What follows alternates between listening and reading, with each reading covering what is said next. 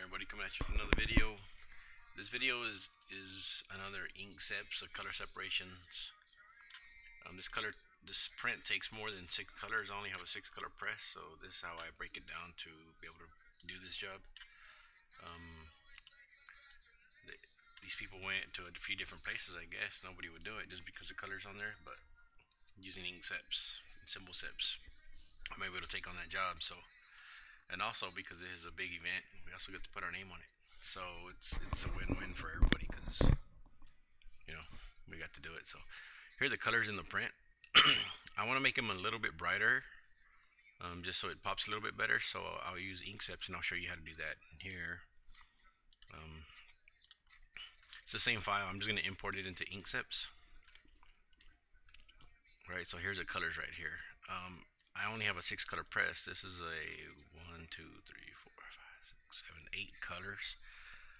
8 colors. I can't do 8 colors. Like I said, I got a 6 color press, so I'm gonna do a little bit of color manipulation here. So actually, I just want the colors brighter. So, and then this West Texas, it will be yellow instead of, I guess, brown, which would look better on a purple shirt, anyways.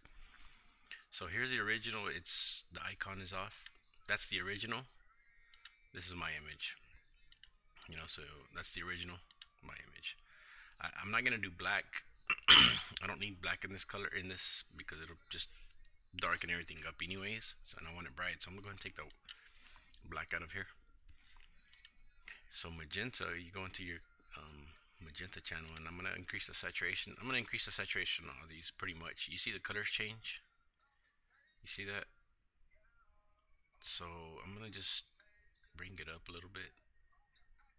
Right, hit apply. The blue and the cyan, I'm going to merge those, and you're gonna see what this eye does right here. It changes, but then I'll go back and change it because there's blue and there's cyan. It's two different blues. I'm gonna merge the blue and the cyan here with this little merge button. Now you see how I just got to cyan. So what I'm gonna go in here and change the layered color.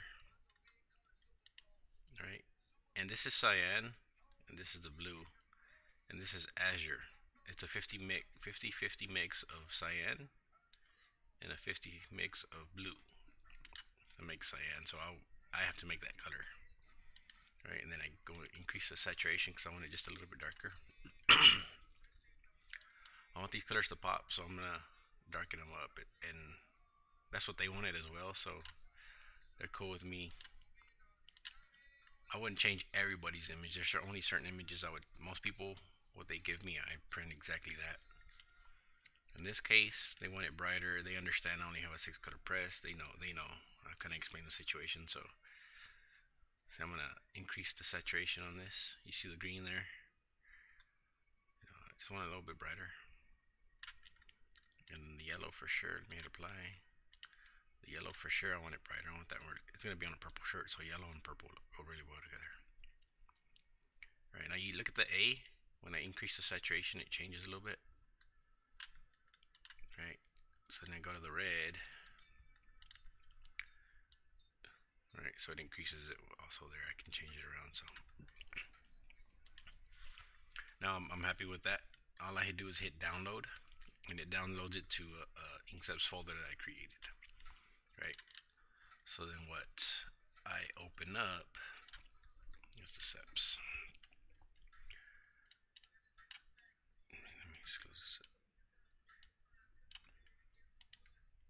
When I import it through advanced tools, I hit the inkseps importer, search it, my downloads.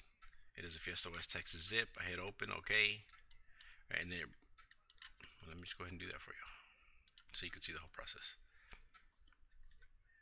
Inkseps importer. I've already done it. Right, so it's going to import it and rip it.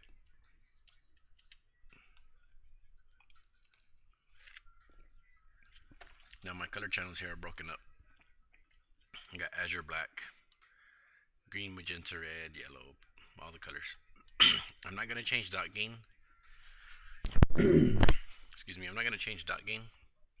I want it to be as dark and bold as possible. So if it gets darker during print, I'm fine with that. And I can change the LPI and the angle and stuff. I'm just gonna leave it all the same just so you can see how easy this is. Now I can go in there and get more detailed and, you know, figure out my LPIs based off the screens that I'm using. I'm using 230 mesh. I think I can go up to like 50, 48 to 50, I believe, on LPI, but I'm just gonna leave it at 45. Um, this isn't too much detail. It's just more color. If there was a ton more detail, yeah, I'd change all that, but I'm not worried about it. I don't need the black. I'm not gonna print the black. And because red is going to mix in with the yellow to make orange, and red and magenta and blue are going to mix to make the purple, I'm going to go ahead and interlock the red. Right, my white base, I'm going to choke it by 2 pixels. You can change it up to 4 if you want to. I'll go 2. Right, and I halftone rip it. Right, I hit this. It's gonna do it'll do its thing right here. Take a few minutes. It's kind of a high. It's a lot of colors.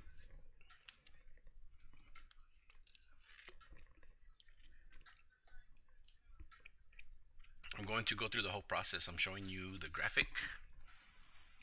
I'm going to. This is broken up into 2 days. I'm going to put together how I line up my images on screen before I burn them, and then how I burn them, my washout, and then how I line them back up on press when after they're dried, and then I'll show you some of the prints and the final work. So this will be a full video from start to finish on how I do everything. It's just I'm breaking it down in a 2-day process. I could do this in 1 day, but I don't want to rush it. Even though I probably should because I need these tomorrow. Alright, so now my colors are broken down here. They're separated on its own page. Azure, green, magenta, each you can see. So then I go into my object manager, and here's every color is broken down, right? So if I ran it this way, I'm just gonna make a copy here, convert it to bitmaps. 300. This is just so I can see what it will look like after it's printed. You know, just the effect I want. I'm gonna do a purple box, put it to the back. Alright, that's what it should look like right there. See that T there? There's no color to it. So what I'm going to do is manipulate my colors over here. Not change them. I'm just going to delete that. I just wanted to see what it would look like if I printed it as is right now. Now there is a little bit of work I have to do here. So what I'm going to do is, these are the layers that you print, or the print order. Your base, your red, your yellow, your green, azure, magenta. So my highlight, I'm bringing it down to my base. I'm going to hit shift, those two right here, and then control G, and it groups them. Now that's on one screen. I don't have to make a screen for that. You see how this came out now? Let me show you what it did to the T. Just so you can see by manipulating your color, the print order. So you see that T now? It looks more purplish.